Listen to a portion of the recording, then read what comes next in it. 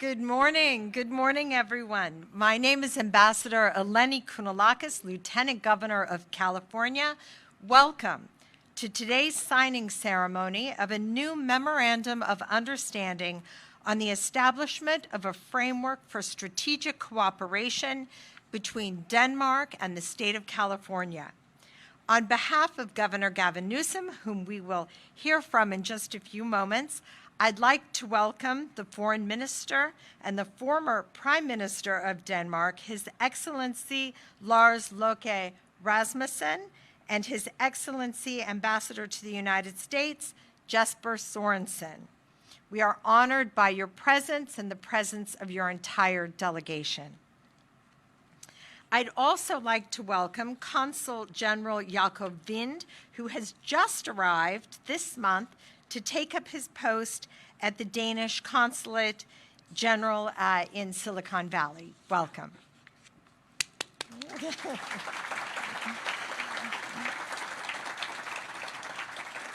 I'd also like to take a moment to recognize the members of the governor's delegation. We are accompanied here this morning by First Partner of the State of California, Jesper Newsom.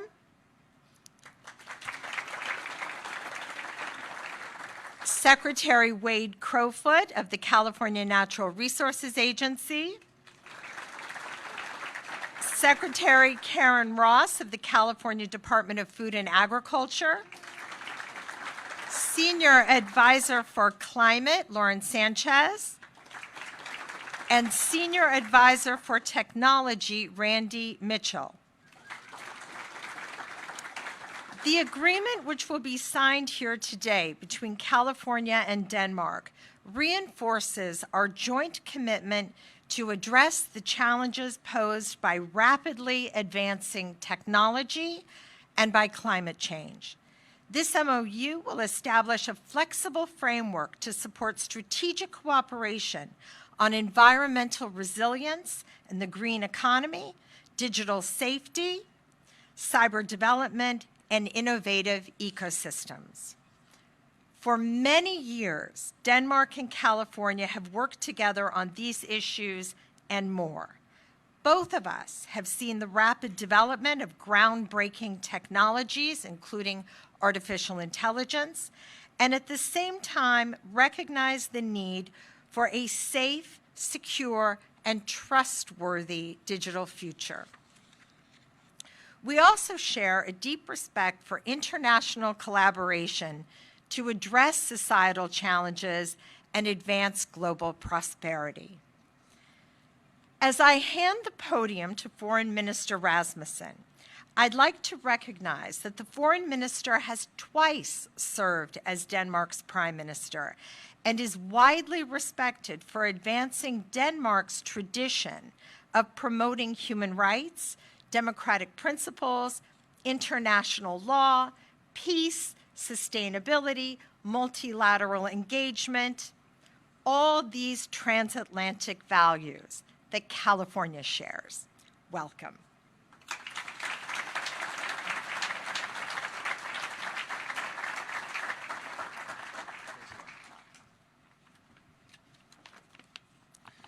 Thank you very much, Governor Newsom, First Partner, Lieutenant Governor, Secretaries, ladies and gentlemen, friends.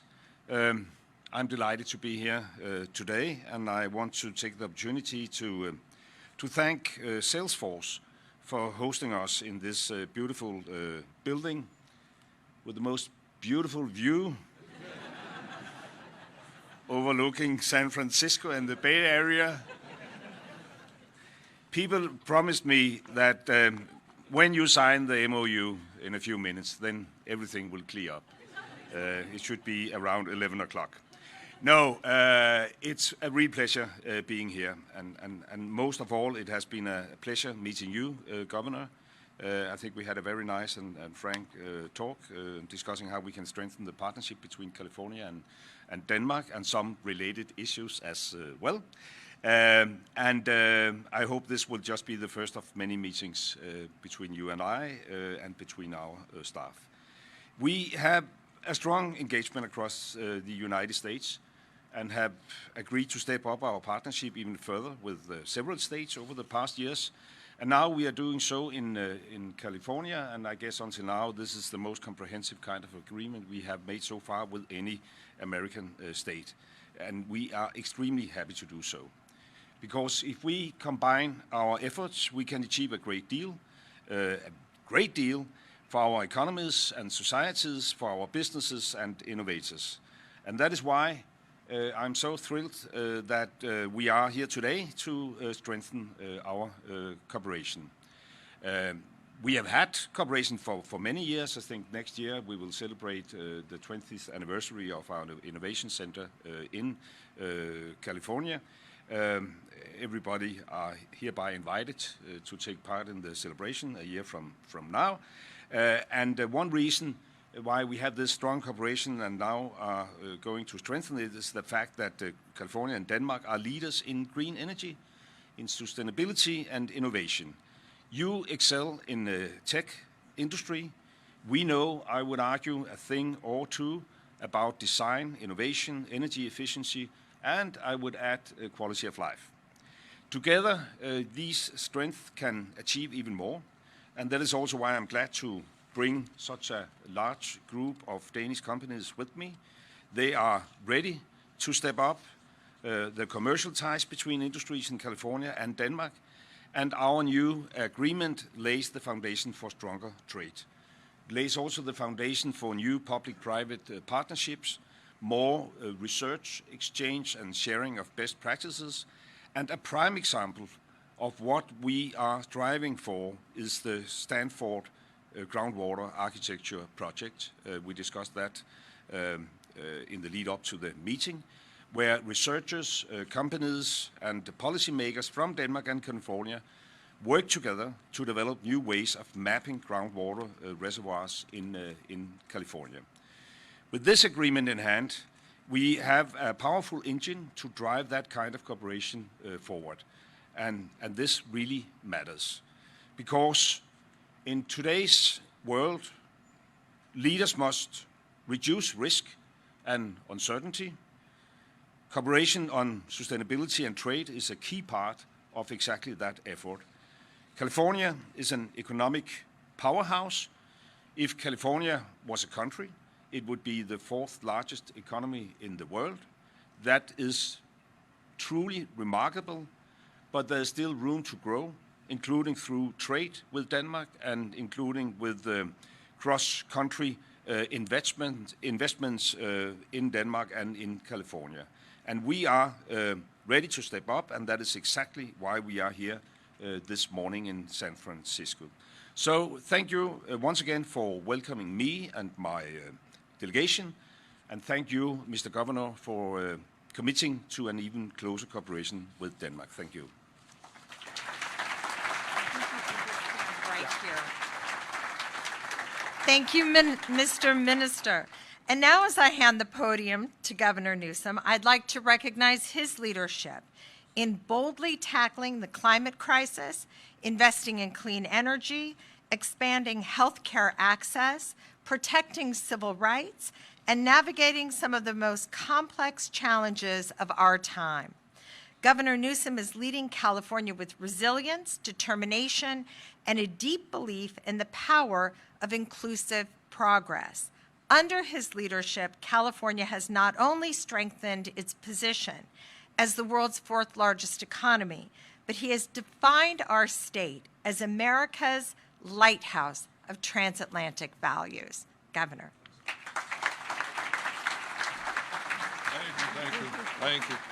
Thank you, Madam Secretary. Well, thank you, everybody. Welcome, and I'm grateful to see not just those who are recognized, so many other members of my administration, more than normal. So this is a testament to you and this partnership, Mr. Minister, and thank you for the privilege of the opportunity to advance this memorandum of understanding. And we're doing so with a deep understanding of the world we're living in and the time that defines this moment and how precious in many respects this moment is. We're also here, and if I could just for a moment, make the case for my hometown, San Francisco. a city that was best described once as 47 square miles surrounded by reality. It's a city not dissimilar to our state, and we have the First Lady here, Becca Prada, a city of dreamers, a city of doers, entrepreneurs, innovators, and a city like our state that prides itself on being on the leading and cutting edge of new ideas.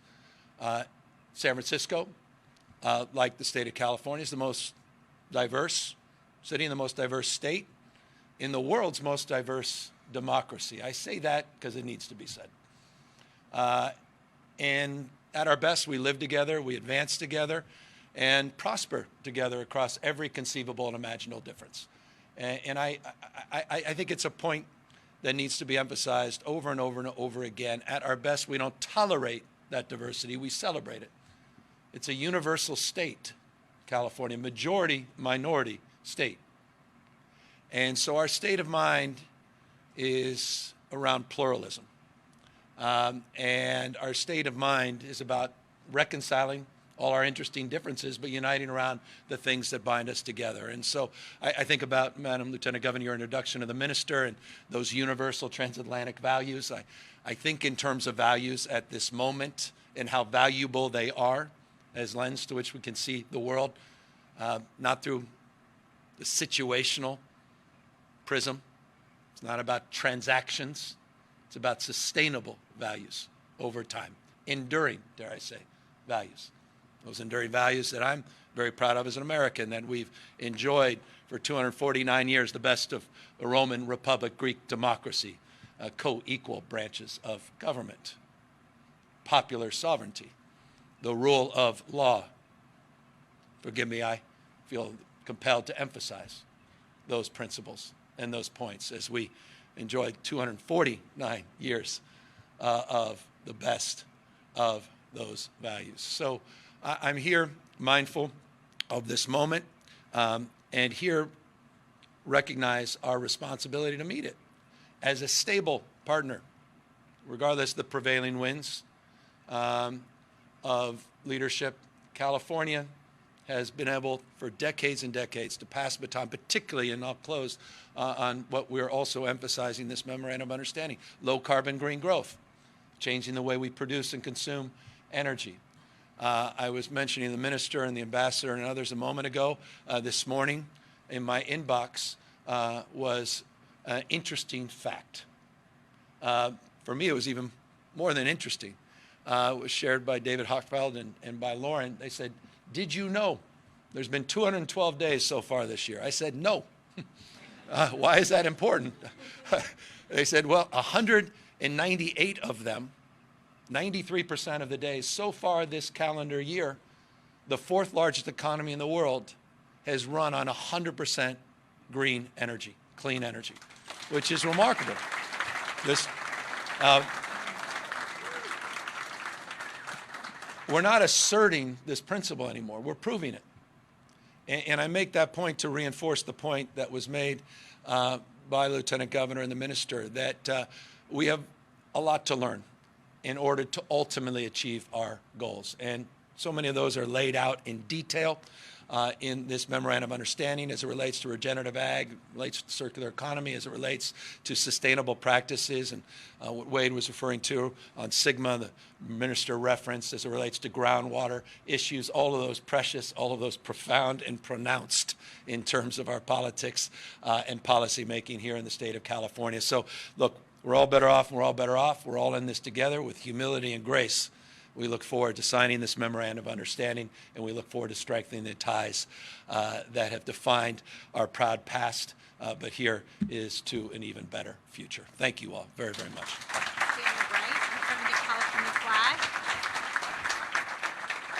Thank you, Governor. And now I would like to call His Excellency, the Danish Ambassador, for the signing.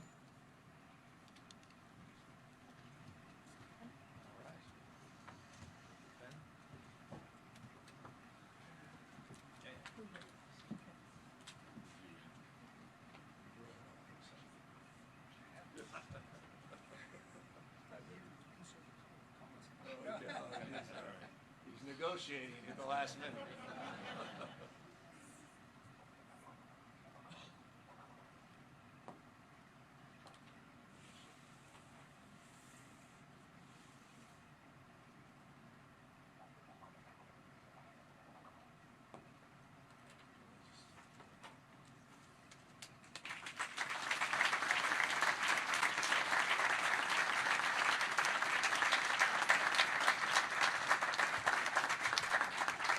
Ladies and gentlemen, thank you for being here, and that concludes our signing ceremony. Again,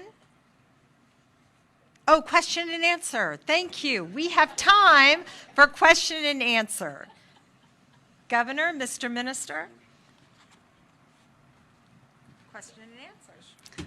Yes, thank you. Lotte Mejlhed, TV2 Denmark. For you, Mr. Governor, you are saying in a statement, actually, by signing this statement, Yes. that you want to show the world that California is a stable, reliable partner, no matter who is in the White House. Yeah. In which way do you want to show the Danish people that you are different from Trump? A Trump that has actually said that he would like to take over part of the Danish kingdom, Greenland. So how would you, by signing this agreement, show the Danish people that you want a different way? Well, I can only establish the California way, representing, state with more scientists, engineers, more researchers, more Nobel laureates. I would argue one of the finest systems of public higher education anywhere in the world. A state, as I said, that practices pluralism. State that has all kinds of struggles, all kinds of challenges. We recognize that. But a state of mind is about an open hand, not a closed fist. It's about expressing respect and appreciation. We all share the same short moment in life, and there's grace in that. And so our approach is a little different from that perspective. I think it's because of our values that we continue to excel. There's not an economy in the United States of America that has any industry larger than the state of California. Forestry, jobs, even hunting, agriculture. In every key industry, the minister and I had the privilege of talking about Salesforce. When I was mayor, proving how long ago it was, the cloud was still in the sky. Apps were things you filled out to get into college.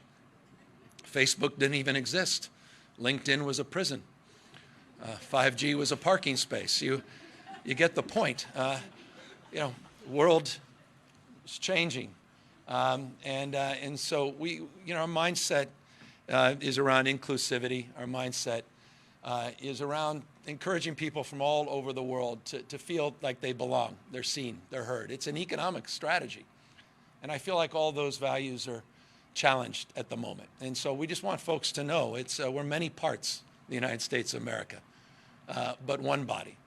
I say this, red states, blue states, when one part suffers, we all suffer. And so we're all in this together, and I want to make that case to you, your country, to the businesses that are here, that you matter and we care. And to the extent that distinguishes our approach to the current administration, so be it. Thank you. And guess what? Also in Denmark, people are looking very closely about what is happening here politically. And they are always asking me, who is actually, lead of the resistance against Trump in the United States? So I have to ask you the question: will you be the lead Democrat candidate to run against Trump and his supporters? I don't know if you've been watching my Twitter feed. Doing what I can. Thank you. Hi, Governor. Thanks for having us. Monica Madden, ABC 7 News. A lot of alluding to the commander-in-chief. Obviously, one way you're trying to rein in some of his power is through the redistricting ballot measure. Question for you, though. We're seeing a lot of Republican resistance from that already, including former Governor Arnold Schwarzenegger, Congressman Kiley with his bill in Congress. Have you spoken to the former governor as he tries to become the gerrymandering terminator?